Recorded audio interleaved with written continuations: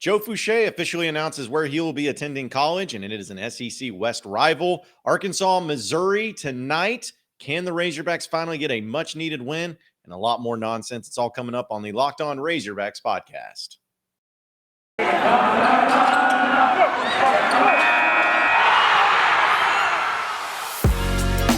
You are Locked On Razorbacks, your daily podcast on the Arkansas Razorbacks, part of the Locked On Podcast Network, your team every day.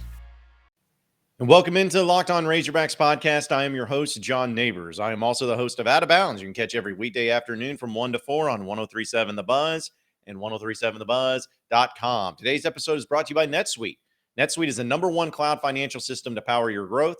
Head to netsuite.com/LockedOnNCAA for special end-of-year financing on the #1 financial system for growing businesses.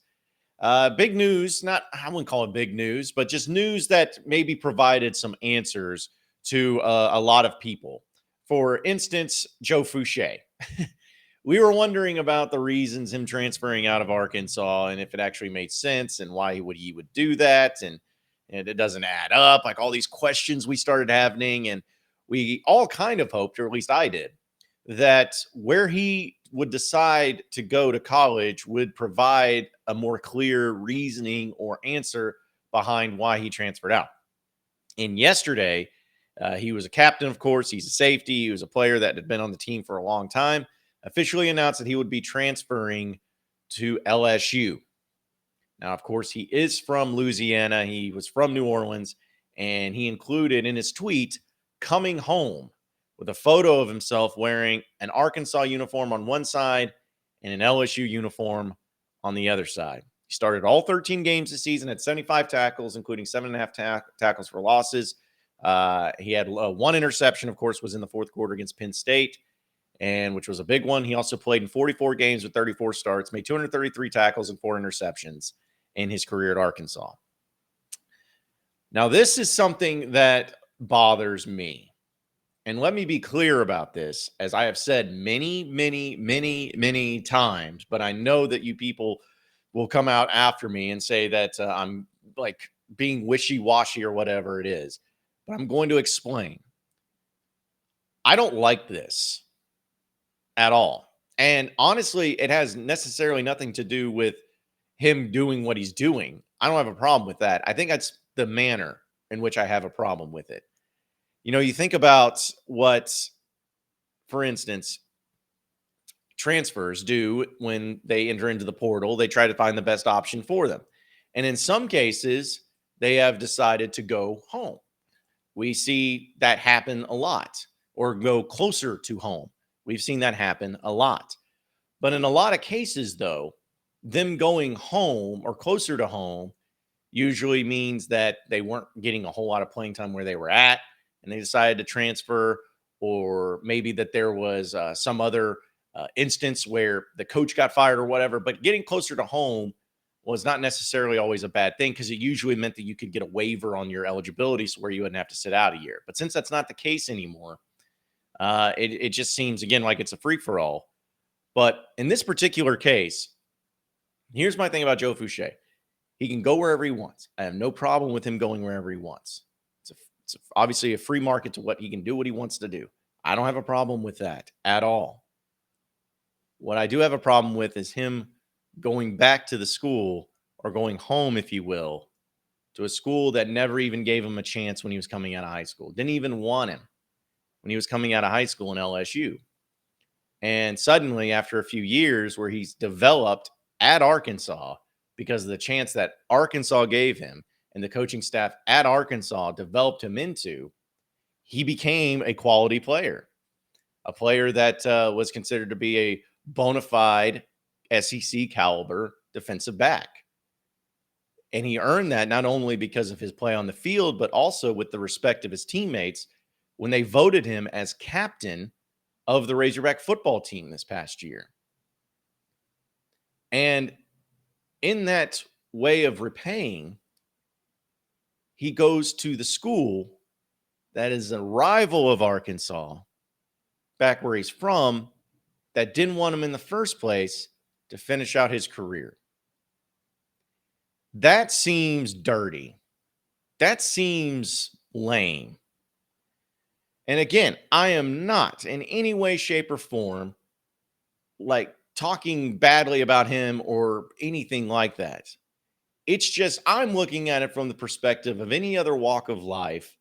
I couldn't see myself doing something like that.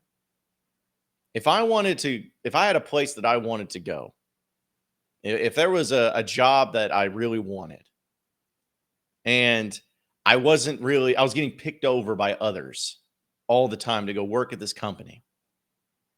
And I kept trying, I kept contacting him, kept saying, "Hey, look at me, consider me. This is why I would be the best for you to be on your team or to be on in your business, whatever it is. Pick me. I'll prove myself." And they say, "No, but you're my dream place. You're my dream business. This is where I want to work. It's where I've always wanted to work." No, no, you're not good enough. We only get the best of the best here. You're going to have to go somewhere else. And then I'm devastated. I'm bummed. But then I see another opportunity from another business that's pretty good quality. It's a little further away, but still relatively close.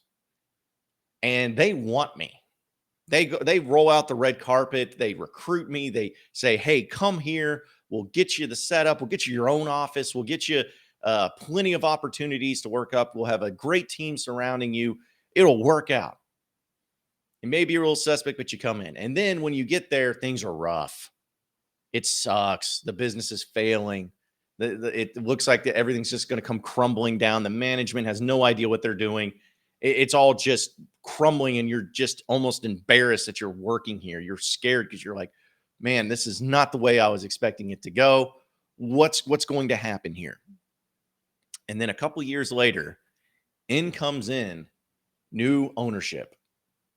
And that new ownership says, "Hey, I know you may think about leaving. I know you may be thinking about going to other businesses and trying everything out because of how bad things have been, but give me a chance. Let me prove to you that we can make this work, that we can build up into this great company, and we can put you in a position to not only where you will be successful, but you will build yourself up into being one of the best to where you can go to that next level here, the place you originally committed to. We can make it work." And you say, okay, I'll give you a chance. And honestly, it doesn't look like many people would probably want me right now anyways, because of how bad things have gone here, but I'll give you a chance. And it works out, man. It goes perfectly. Things are going great. Everyone's going nuts. This is awesome. The business is growing fast and vast.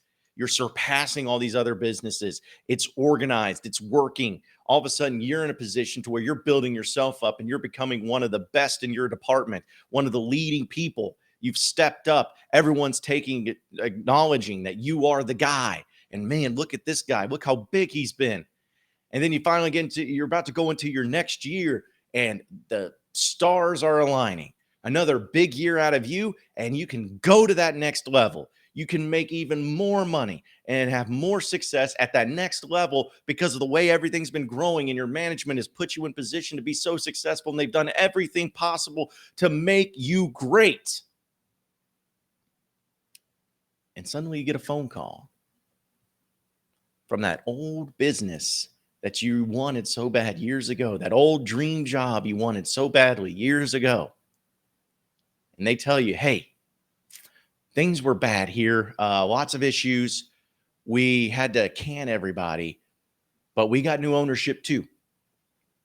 And, I know that we didn't want you, but we see how great you are now, and now we want you. We didn't realize how good you were, but now we want you to come here and come back home where you're good. We want you to be a part of it."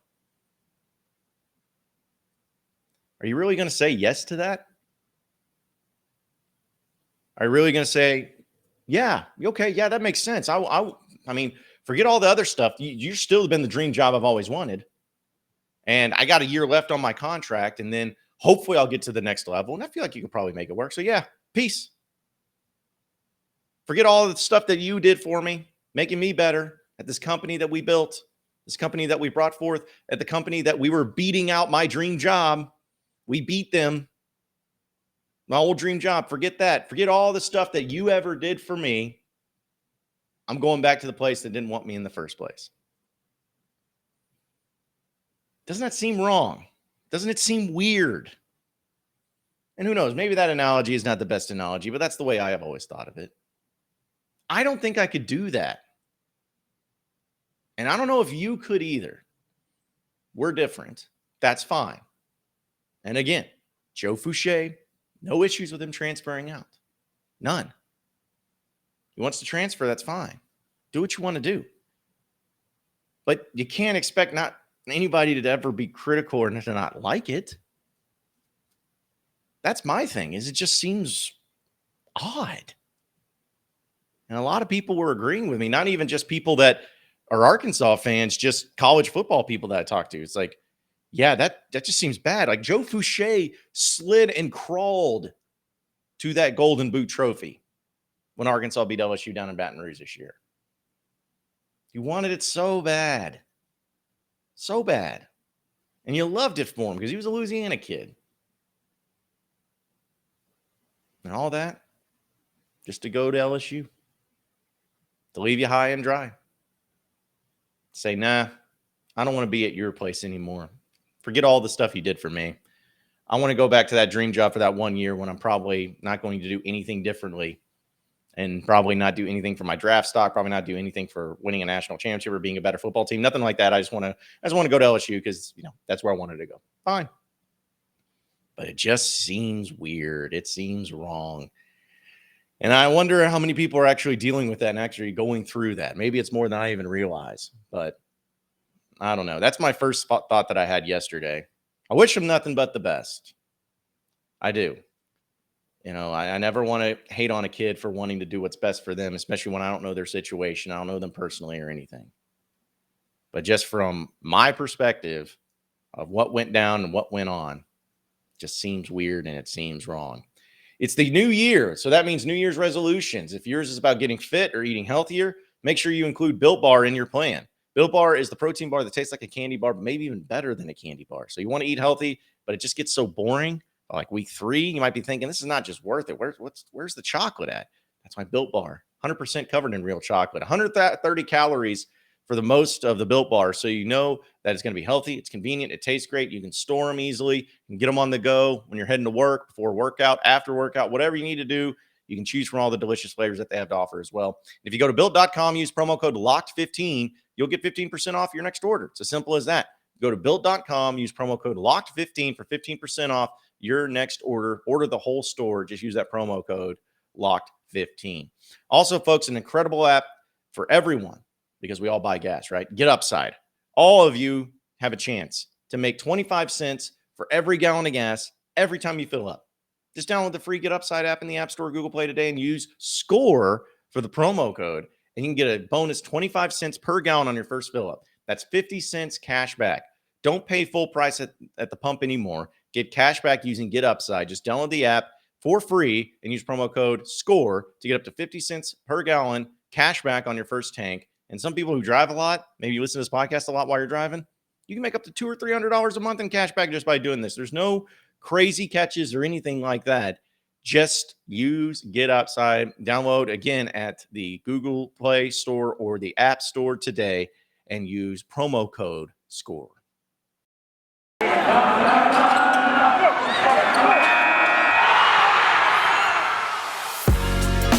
You are Locked On Razorbacks, your daily podcast on the Arkansas Razorbacks, part of the Locked On Podcast Network, your team every day. All right, so Arkansas plays Missouri in basketball tonight in Bud Walton Arena, and it's 8 p.m. tip-off, late game. It's a Wednesday night. Arkansas is 0-3 in SEC play. They're 10-5 overall, and they're facing off against Missouri, who is 7-7 and 1-1 in the SEC because last week they beat Alabama. Now, Arkansas leads the series 30-26, which is disgusting. It should be by a lot more, but it is what it is. And Arkansas is a 14-point favorite. I don't know why. I don't know exactly the reasoning behind it, but they are, so we will accept it for what it is. Okay. And we know that this is a game that if Arkansas loses, if Arkansas found a way to lose this game, the season might be over. Starting 0-4 in conference play against 4 teams that you were very much favored or should have been favorable against, you losing those games and then not even getting into the bulk difficulty of your schedule, I don't see it happening. You'll be in a very, very bad way, and a bad way quick. So this is a must win. I hate to use that term. I know it's cliche to use it, but it absolutely is a must win, and one you have to get going and turn around and make it work. I don't know really what to expect from tonight. I could totally see Arkansas winning. I could totally see Arkansas doing what they need to do in the manner that they're doing it and getting it done and winning the game and looking better and playing better and hitting their shots and doing that against Missouri because Missouri sucks. Like, I could totally see that happening. But I could also totally see Arkansas screwing the pooch once again, losing this game in the same way that they've lost other games too, by not hitting their shots, by turning the ball over, by fouling the other team and getting them to the free throw line a lot, by just playing bad. I could see that too. There's various ways to see this, and it could happen in a lot of different ways too. But I'm just wanting and hoping that this can be a game where you can at least get some confidence back, because for crying out loud, you need that more than anything right now. Like, that confidence, not saying it's at an all-time low, but it is pretty dadgum low. Confidence from the fans, confidence from the players, confidence from everything. It's just kind of like, bleh. Like, I get the teams have down years. Like, Auburn right now may be the best team in the SEC, one of the best teams in the country, and last year they were trash. You get bad years. Kentucky had a bad year last year. Duke's had bad years. Kansas has bad years. North Carolina's had bad years. Bad years happen. And I'm hoping and praying that this is just one of those bad years that programs go through, especially considering what they did last year and knowing what you got coming in next year. There's a lot of reasons to be excited about it. Like, totally get it and totally feel confident in saying that, this is just a one-off year. But I still want to see something from this team. I still want to see some fight, which I think they have been playing hard. They have. That's one thing that you can say. They're not giving up. They're just not playing well. The effort is there. The energy is there. It's just they're not executing it very well, plain and simple. So I want to see that continue on. And I just want to see some guys be able to find this consistency that they need. For instance, I want to see JD Notae do JD Notae things, which I don't think is too surprising or would be too surprising if he goes out and scores 25, 30 points. Like, do your thing, JD Notae. Continue to do your thing, man. Limit those turnovers, but do your thing offensively. I want to see Amude, 1, stay out of foul trouble so he doesn't foul out, and 2, have a lot more opportunities to score offensively because he's got a really good offensive game. He can hit threes. He can hit jumpers from the elbow. He can hit free throws. He can go inside. Like, he's got some really good offensive game. I want to see more from him, and I want to see more opportunities given to him. So I want to see him go for 15 to 20 points. Give us something like that. I also want to see somebody in the inside or on the inside do well offensively and defensively. Mainly defensively, but I take offensively as well. I want to see Jalen Williams or DC Toney or freaking Connor Vano or Kamani Johnson. I don't care. Just somebody of size to play well on both sides of the court. DC Toney showcased that earlier in the year. I would love to see him do it again where you can go get double-doubles. Jalen Williams, I want to see that too. Go out there and get your double-doubles. Go out there and get your rebounds, get your putbacks, make some good defense plays, take your charges because that's what you're awesome at. Do that. I want to see somebody play inside well defensively and offensively. And finally, what I'd love to see, just because it seems like it's so off and they desperately need it, I want to see Devo Davis put it together. Get out of the slump that he is in. It has been brutal watching him in the struggles that he's had, trying to make shots, trying to play point guard. His passing's not good. He's turned the ball over too much. He hasn't been very efficient from the field. Just do better. Play better. Play as you're capable of. We all know Devo Davis is a good basketball player, but he just needs to do it. Like, we've seen it. It's possible. He can make it happen. I want to see him get that confidence back as well. I want to see him be able to put things together and get back on track, because Lord knows Arkansas needs that more than anything. This is it, the putt to win the tournament. If you sink it, the championship is yours. But on your backswing, your hat falls over your eyes. Is this how you're running your business? Poor visibility because you're still relying on spreadsheets and outdated finance software. To see the full picture, you need to upgrade to NetSuite by Oracle. It's the #1 cloud financial system to power your growth. With visibility and control in financials, inventory, HR, planning, budgeting, and more, NetSuite is everything you need to grow all in one place. NetSuite, you can automate your processes and close your books in no time while staying well ahead of your competition. 93% of surveyed businesses increase their visibility and control after upgrading to NetSuite. Over 28,000 businesses already use NetSuite. So for the new year, NetSuite has a new financing program for those ready to upgrade at netsuite.com/locked. Head to netsuite.com/locked for the special one-of-a-kind financing offer from the #1 financial system for growing business. Again, head over to netsuite.com/locked.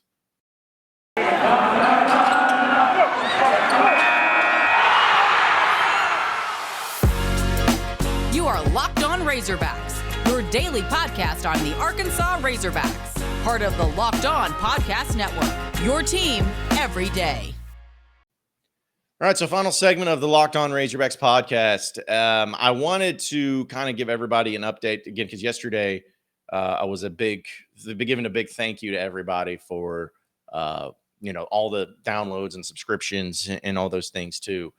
And it's awesome. And I can't tell you how thankful and blessed I am to be able to do this, to do what I do, to have fun with this the way I have fun with it, and to have you listen to it as well, and to come along on the crazy ride that is my life and covering and watching and talking Razorbacks. So I appreciate it. But what I'm going to start doing, though, in this year as well, is I'm going to start having a little more organization when I can, especially during the slower times of the year, when it comes to particular days and particular topics and particular segments. Because I think that would be more fun to have it to where you can kind of count on certain things and be ready for certain things when it comes to particular days. And kind of like my radio show, what I do is, I have particular segments. I have the best and worst of the weekends on Monday. I got wide open Wednesdays. I got trash talk Thursdays. I got some dedicated segments for that. And I know it's not always going to be that way, because it just kind of depends on what's going on. Like, if there's big news that's breaking, then obviously we're not going to just go into, hey, what's bothering us today? Like, we're going to talk about that. But I like to have a little more organization for it too. So what I thought about doing, especially again, once we get closer to the slower times of the month and slower times of the year, is that, for instance, on Tuesday, I want to do like a top Tuesday is what I'll call it. Essentially, where we will do top 3 moments, top 3 things, top 3 this, top 3 that, historical stuff for Arkansas, current stuff for Arkansas, current players, current teams, whatever it may be.